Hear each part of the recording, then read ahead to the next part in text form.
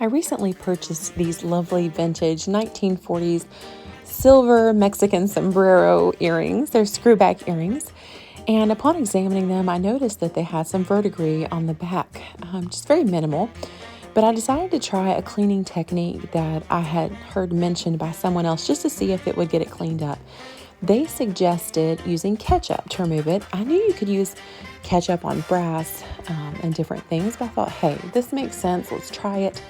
One of the benefits of using ketchup is you can use very little and it stays where you place it. So you kind of don't have to use a whole ton of it. You can leave it on there like a cream and let it set and do its job. I did try that with these earrings. It removed a little bit of it, but as you can see from the pictures, it still needed more work. So in the end, I did end up using the vinegar method, and I soaked them for about 5 minutes in vinegar, maybe 3 to 5 minutes, removed them and gently polished them under some warm running water, and they turned out beautifully good as new. I 10 out of 10 recommend this verdigris removal solution. It is simple and very cost effective.